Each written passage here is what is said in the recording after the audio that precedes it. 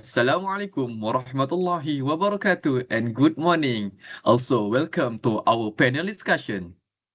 Today, our forum is all about title Rain to Ruin, Flooding and Land Degradation. My name is Muhammad Arif Hakimi bin Matnawi and I will be your moderator for today. This discussion is based on Sustainable Development Goal 15, Life on Land, which focus on protecting and restoring terrestrial ecosystems. One important target under this goal is SDG 15.3, which aim to achieve land degradation neutrality. Before go further about our issue, I think it's nice to me to tell about definition of flooding in simple way. Flooding is becoming a major environmental problem, especially in rapidly urbanizing areas. As cities expand, natural land surfaces are replaced by buildings and roads. These impermeable surfaces reduce water infiltration and increase surface runoff, leading to higher flood risk. According to Abbas 2020, poor urban planning plays a key role in increasing flooding and land degradation. Flooding does not only cause short-term damage but also leads to long-term land degradation such as soil erosion, loss of soil quality, and also ecosystem damage. This impact threatens sustainable development and effort to protect land resources. So, today discussion will focus on three main aspects. Firstly, is about the causes of the flooding. The secondly, about the impact. And lastly, about the solution to reduce flood risk and restore land health. But I'm not alone to discuss about our topic. I have three good panelists from three different backgrounds. First, I have Mr. Abdul Hadi bin Abdul Rahman from Actuarial Science. My second panelist is Ms. Shamimi Sofia binti Ahmad from Chemistry. And our last panelist is also from Actuarial Science, which is Mr. Muhammad Shahid Azamuddin bin Rizwan. Without further ado, I will go to the first panelist first to discuss about the causes of flooding. Are you ready, Mr. Abdul Hadi? Yes, Mr. Arif. To start our discussion, could you, Mr. Hadi, explain to us how poor urban planning and unregulated development contribute to land degradation caused by flooding? Thank you, moderator, Mr. Arif. Flooding-related land degradation is often seen as a natural problem, but in reality, human activities play a major role in intensifying its impact. While climate change may increase rainfall, poor urban planning and unregulated development determine how destructive that rainfall becomes. According to Davenport Burke and Diefenbach 2021, flood damage increase significantly when urban development expands into flood-prone areas without proper land use regulation. One major issue is urban surface sealing. As cities expand, natural land surfaces are replaced by concrete roads, buildings, and pavements. This prevents rainwater from being absorbed into the soil, increasing surface runoff. At the same time, unregulated development often involves clearing vegetation. Without plants to stabilize the soil and slow water flow, land becomes highly vulnerable to erosion during floods. As a result, flooding leads not only to short-term damage but to long-term land degradation, reducing soil fertility and damaging ecosystems. But Mr. Hadi, can you give an example to us to better understand how this happened in real situation? Sure, Mr. Arif. A clear example can be seen in rapidly developing river basin areas. When construction takes place close to rivers without proper planning, natural drainage systems are disrupted. During heavy rainfall, water flows quickly across silt surface, causing flash floods. These floods wash away topsoil and damage surrounding land. Over time, this repeated erosion degrades land quality and harms biodiversity, which directly contradicts the goals of SDG 15 life on land. So overall, flooding becomes a major driver of land degradation, not just because of rainfall, but because of how humans plan and regulate land uses.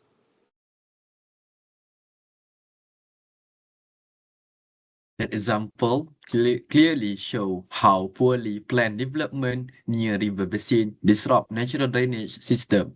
Thank you, Mr. Hadi, for that point. So now we move to the next panelist, which is panelist 2, Ms. Shamimi Sofia.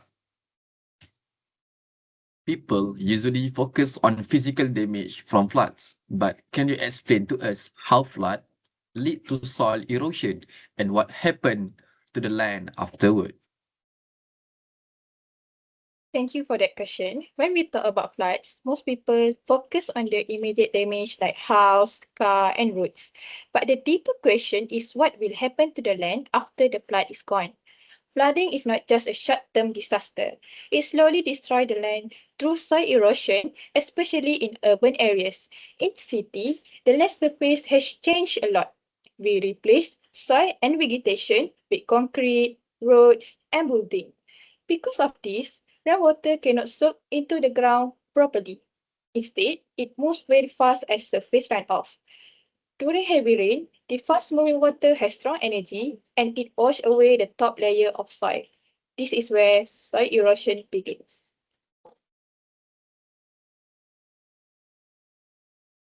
So I can conclude that the main point that's mentioned by Ms. Shamimi is floods trigger soil erosion by creating fast surface runoff in urban areas, which washes away the topsoil and causes long-term land damage. Is it right, Ms. Shamimi? Yes, you are right. So I have other question to ask to you about the soil erosion, but I will keep it and ask later because I want to go to our panelist 3, which is Mr. Shahid. Mr. Shahid, as we know, floods are the phenomenon that has been occurred frequently in recent time. The government must play an important role when floods happen, whether in urban or rural area. In your opinion, what should the government do to reduce the flood problem, Mr. Shahid? Thank you, Mr. Arif. I also agree with your opinion that the government play an important role during flood. As we all know, flood victims have reached over 24,907 people in nationwide, and this situation is getting worse in the northern region and the east coast. This is the recent news that I found an article which is Berita Harian. One way to prevent flooding is for the government to build the efficient drainage system. This drainage system must be maintained regularly. Poorly maintained drains are a major cause of flooding, especially in urban area which is Kuala Lumpur. This is because some irresponsible people threw rubbish into the drain. The rubbish blocked the drain and preventing rainwater from flowing smoothly. As a result, flooding occurred. From this, we can see that not only the government played a role, but the community also can help to reduce flooding, especially in urban areas.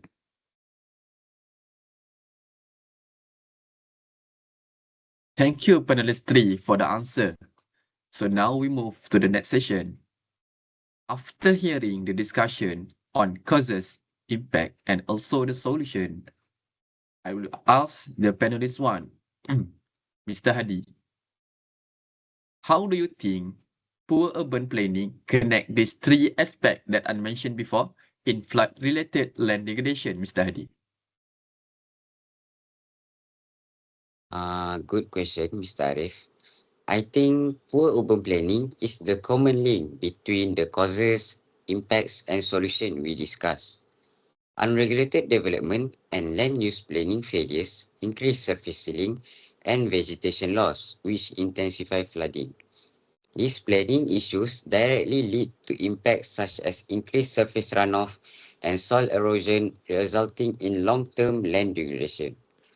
At the same time, they explain why solutions like drainage system are needed, as these measures aim to correct earlier planning mistakes. So, flood-related land degradation requires better planning decision upfront rather than relying only on technical fixes after the damage occurs.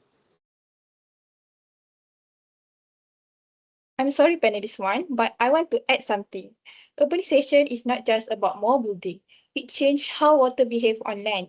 I agree with what panelist one said earlier about urbanization because it directly increased the speed and volume of surface runoff. According to the Shrestha et al. 2021, urbanization increased the speed and volume of surface runoff. When runoff becomes stronger, it increased soil erosion during floods. What makes this worrying is that this process does not stop after one flood. When erosion happens again and again, the lands become weaker. The soil lost nutrient, structure, and its ability to support vegetation. This creates a vicious cycle. Poor land condition leads to more erosion, and more erosion leads to worse flooding impact in the future. To sum up, urbanization amplifies soil erosion, creating a cycle that can damage land and increase flood risk over time. Thank you for both panelists. I heard a lot of point that Ms. Shamimi and also Mr. Hadi said.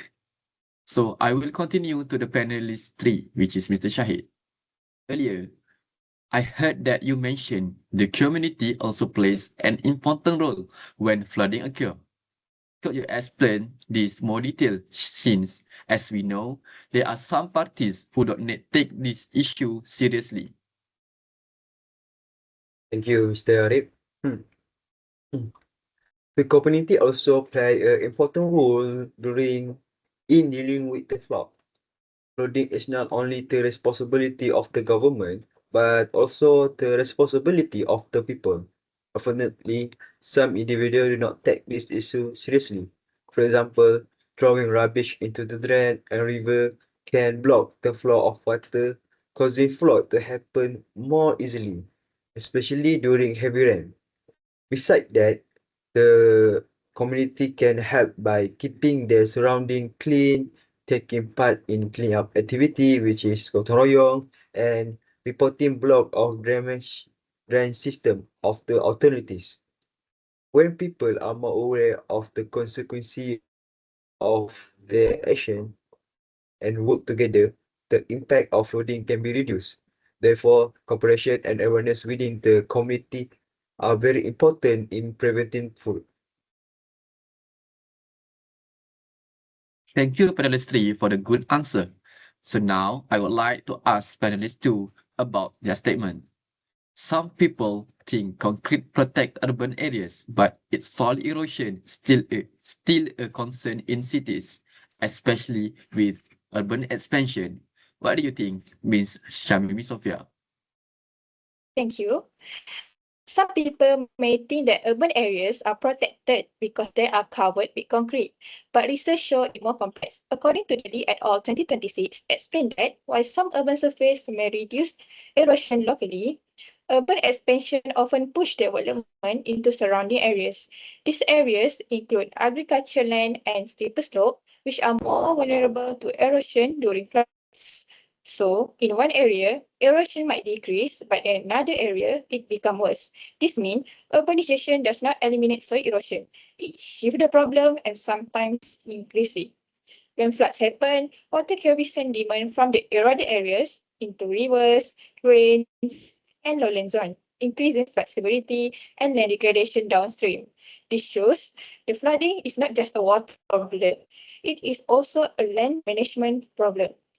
So we should not only ask how floods damage city today, but also how they quietly destroy the land that support future generation. I absolutely agree with your opinion, Ms. Shamimi. Urban area may appear protected because concrete cover the ground, but this protection is only superficial. Concrete prevent water from infiltrating the soil, which increase surface runoff during heavy rainfall. As runoff move faster, it gain more energy and begin to erode nearby exposed land, especially in surrounding agriculture area and on the steep slopes. When vegetation is removed for urban development, the land become even more vulnerable to erosion. During flood event, this arable soil is transported into river, drain system, and low land area, worsening flooding and accelerating land degradation downstream. This clearly shows that an urbanization does not solve the problem of soil erosion.